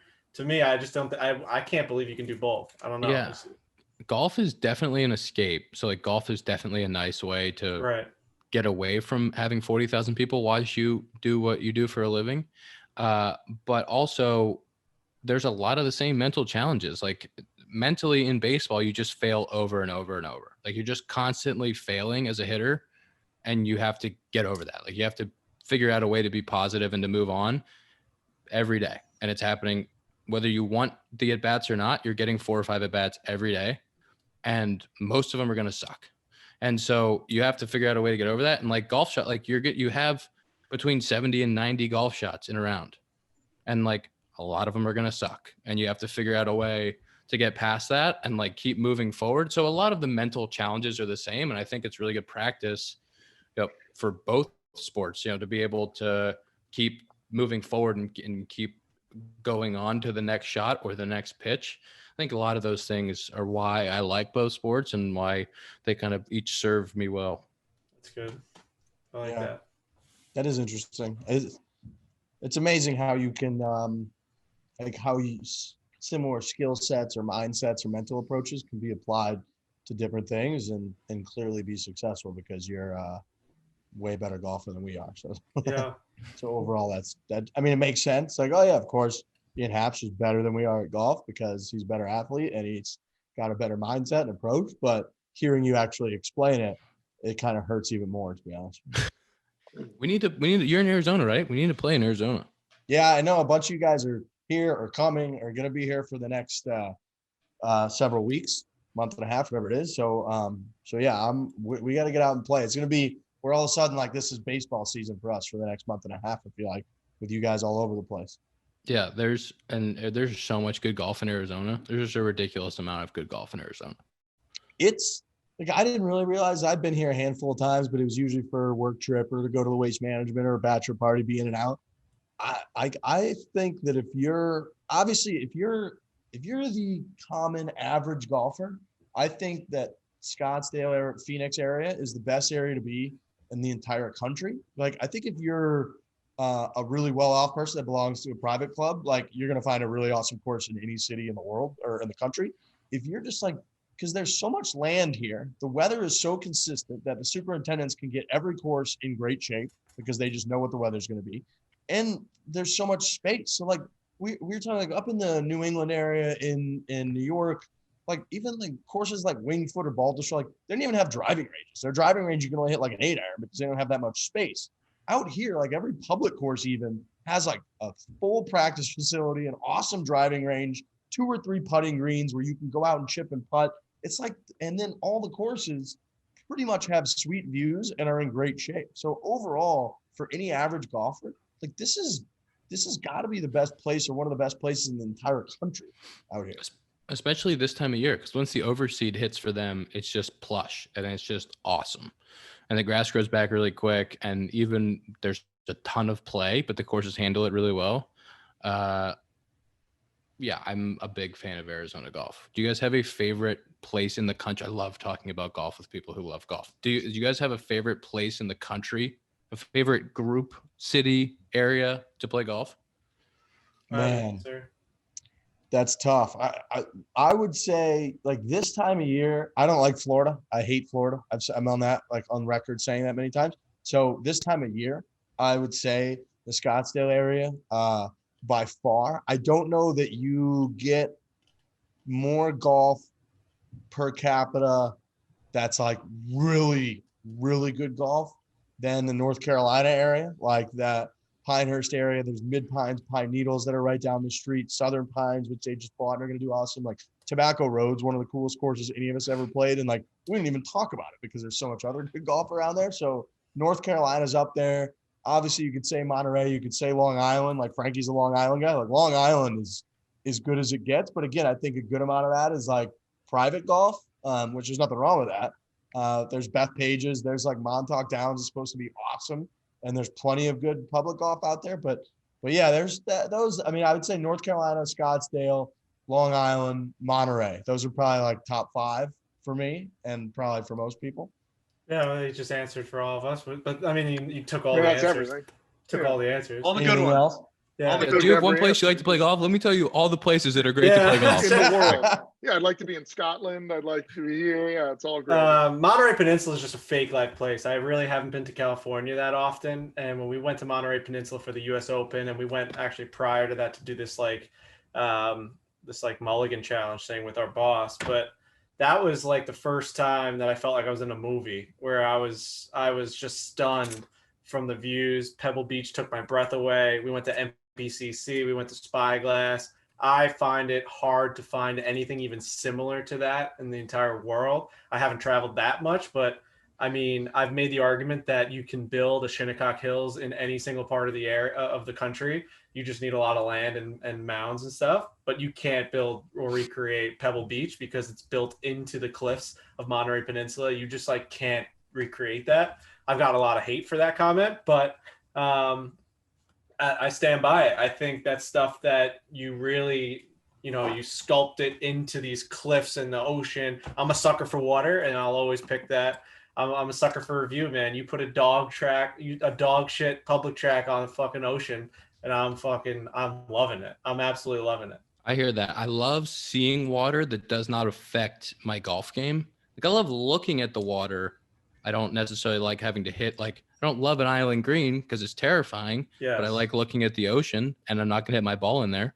Yeah, see, but you definitely have a different take on golf courses coming from an agronomist family, right? I mean, like, your dad like loves the grass, and that's a weird thing to say, but just loves grass, man. Yeah, he just loves grass. Well, listen, I've had a newfound love for agronomy because we do this like behind the green segment that we did at Wingfoot. I never knew any of this shit existed. I used to hate on supers and that whole entire world. Well, because you're a troublemaker. Because I'm a troublemaker. I used to fucking hop. Yeah, I used to hop fences and leave fucking darts on these greens and then leave.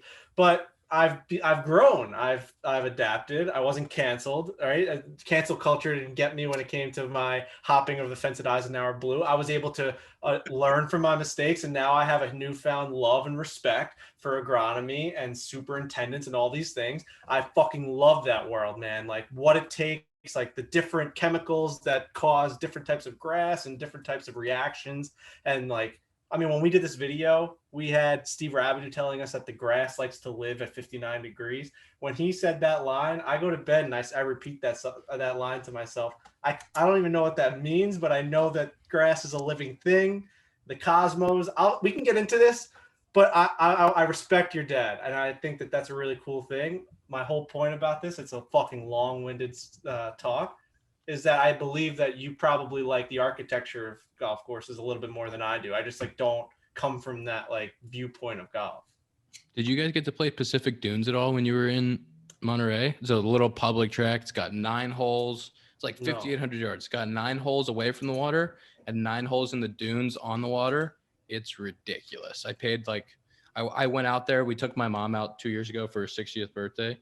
or last year for his 60th birthday. And I brought my sticks, didn't get to play golf except for when everybody left and I was there by myself for one day, paid $50. I like made all these last minute calls. Like I made like a MCC call. I made last minute calls to all the clubs up there. I got no takers, like shit. So I paid $50, went to Pacific Dunes. This place was awesome. Like the 9 holes on the water were amazing. I've No, heard I've it's never heard of it. phenomenal. Yeah, that's like Pacific. Is it Grove? Pacific Grove?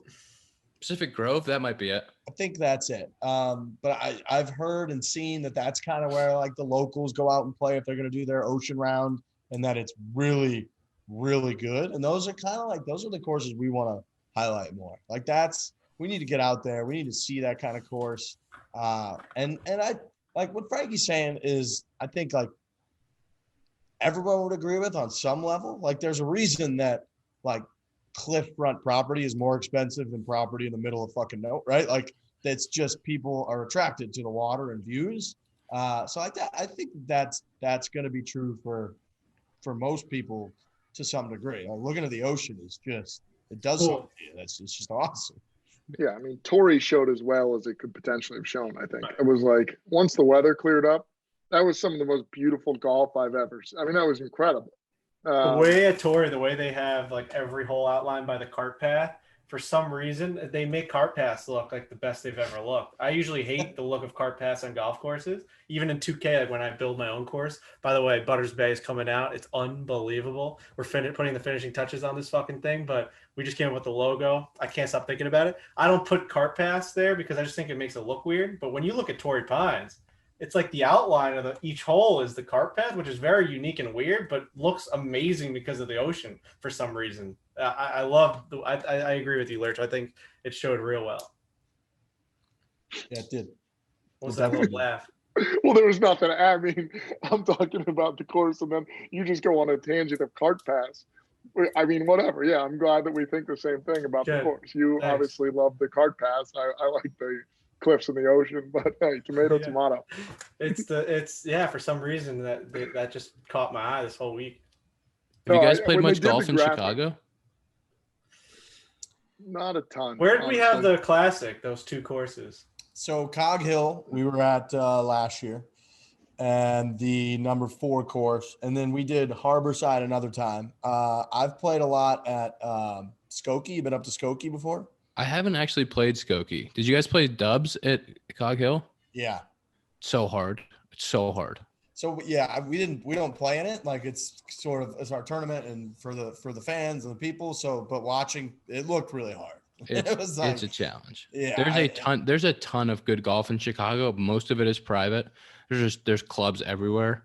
But there's just like Chicago, there's 100, that's 100's too high, but there's like 25 great courses you've never heard of in Chicago that are just that I feel like they do that, right? They want to be under the radar. It's one of those courses where it's like their goal is to not have people know that they're there, and just the people that enjoy it.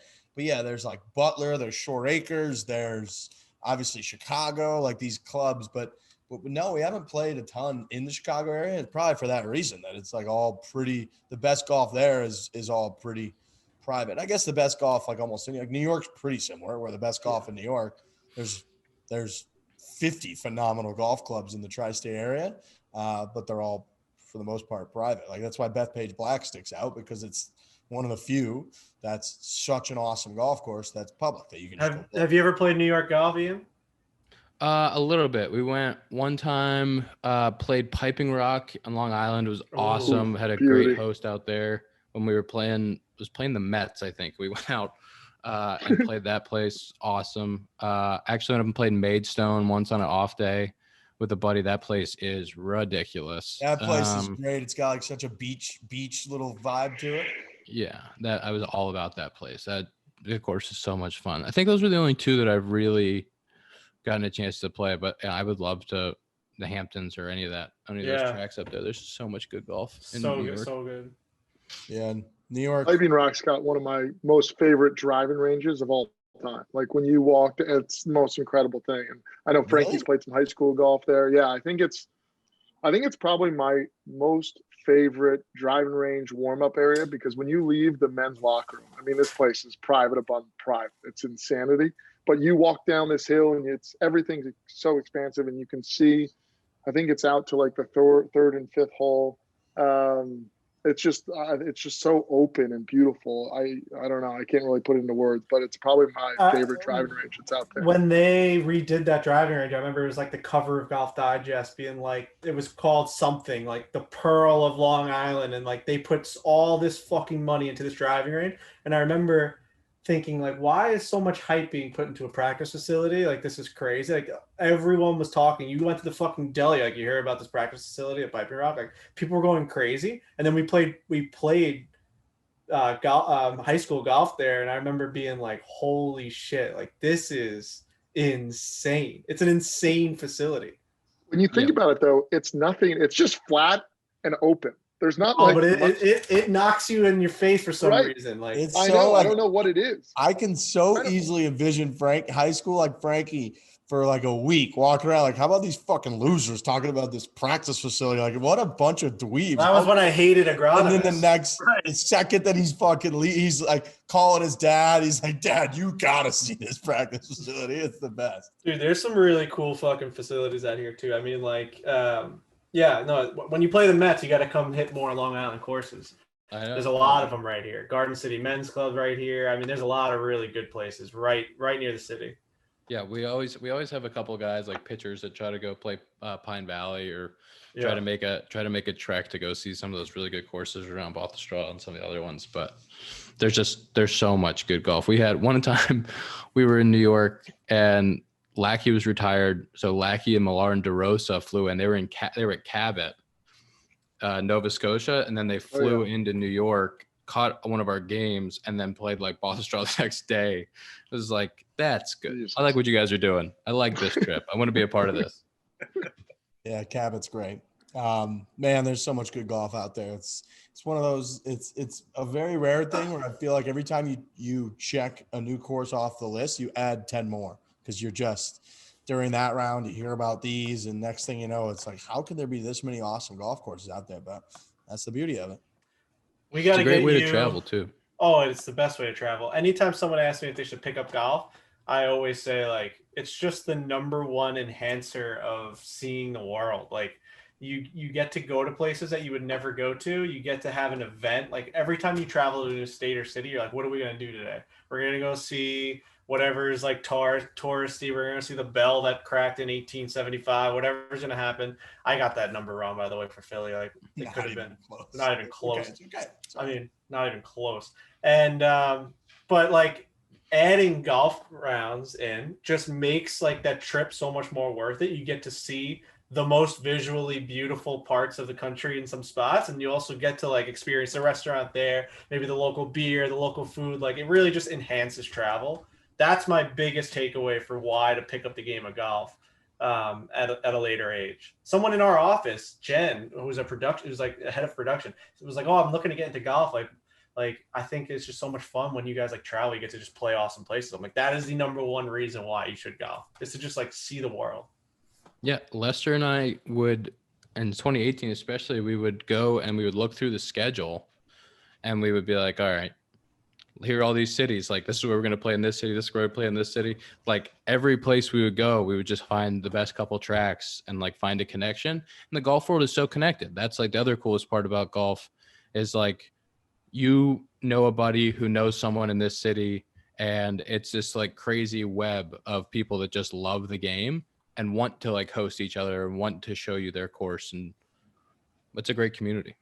It is too, like you're saying, because you're going to meet kindred spirits. You're going to meet people that are like-minded like you. You can sit down and talk through golf courses, you know, your games. It's just, it's the best. That's why we do a golf podcast, Ian. That's why we're here. That's what we're doing. That's why everybody loves you, because they can relate. Everybody loves the game.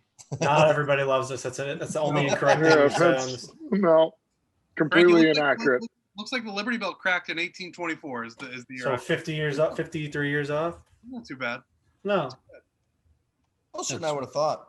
Within the margin of error. Yeah, I thought it was more related to maybe a year somewhere around 1776, but I could be wrong. Again, I did a very fast Google search, and I'm just going with 1824. I'm not a bell expert, so I believe that. I'm sure a quick search would be better than what I can come up with. All right, Ian. Well, we appreciate it. We love your passion for golf, and Arizona. We gotta play. We gotta get out and do it. We got to get you in the 100%. mix on one of these Barstool Classics because we can't have Jeff McNeil being the only baseball player that plays in these things and wins it. Jeff's game's tight though. It is tight, but He's like good. you shoot 69s and lose by 11 strokes, like you can fucking play golf. It's a good point. I would love to play in it. My We'll get you invite set must have up. got lost in the mail. Fuck. You're invited now. You're invited now. COVID screwed it. We're just gonna blame it on that. Fair. I want to listen to your I'm trying podcast get, too. I'm trying to get Carl to go to 5-iron in Chicago so I can beat him on camera. There you go. 5-iron's awesome. We've spent many a late nights in the 5-iron in New York, and now they're expanding all over the place. So yeah, that place is a very good time. Yeah, Mhm. it's the best. The one in Chicago is awesome. Carl's a huge golfer. He's going to Pinehurst pretty soon, I think. Actually, Really? he's a big golf guy. He loves it. Yeah, I was trying to connect with him. We were going to do a Red Line Radio versus the Compound Golf deal at 5-iron, and the losing food and beverage in Chicago a couple months ago killed that, but we'll get it going again. Hell yeah. All right, man. Well, good luck with everything, and let's figure it out. Let's get you at the Classic. Let's play a little round of golf out in Arizona. Yeah, appreciate it, guys. Yep. Thanks for See having ya. on, man. Yeah, Thanks, man. see you, fellas.